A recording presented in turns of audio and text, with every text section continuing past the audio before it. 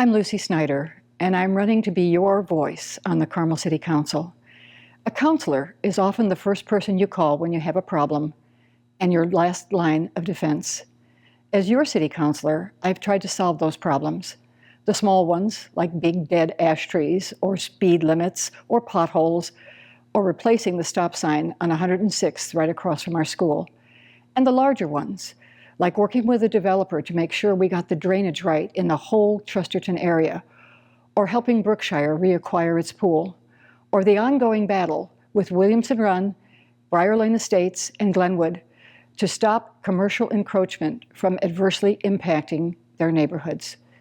And finally, absolutely putting an end to the absurd idea of a 1 million gallon wastewater storage tank at 106th and Keystone, which would surely have damaged the neighborhoods of Millbrook and Brooks Bend. But the City Council is more. We are the fiscal body. We review budgets, we let bonds, and we spend your tax dollars. For my efforts over the years, the Indianapolis Business Journal had called me Carmel's financial hawk. But what does that mean? If you're the mayor and my opponent, it means I'm difficult to work with. But for you, it means that I carefully review your tax dollars and spend them on infrastructure in older areas of the city, as well as the shiny new projects that we all like to see. I have been finance chair for 8 years and am currently the president of the Carmel Economic Development Commission. When I came into office, I worked with the clerk treasurer and we instituted the Carmel City's Savings Account, which we call the Rainy Day Fund. When I left office in 2003, it had $1.6 million in it.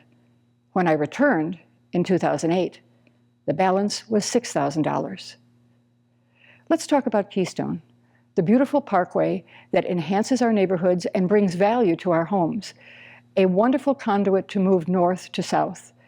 The mayor promised us that he could build that for $90 million that he got from the state, and yet, as soon as we started the first 2 intersections, he came to the council and he wanted $50 million more to finish the road. The council, in fiscal oversight, reviewed the project, removed extraneous things that could be added later, like landscaping and lighting. We then scoured the city budget, stopped projects that were scheduled to in all 5 districts, moved that money into the Keystone Fund, and finally had to borrow only $11 million instead of $50 million. We got the road built, we got the job done. Checks and balances. Fortunately, my opponent and I each have a record on these issues. My record is clear.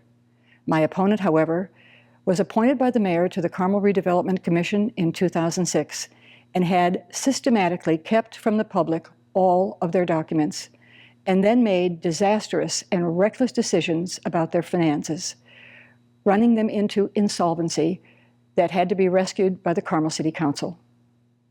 This entire episode was chronicled in the Indianapolis Star, Sunday, September the 9th, 2012. The commission knew its margins were thin, they knew the economy was struggling, they knew the city council was concerned, but decided to keep spending on long-term debt. And then, when he voted to take out the short-term lines of credit, he thought the commission would be able to pay off the loans. And then he said, I would do it all over again.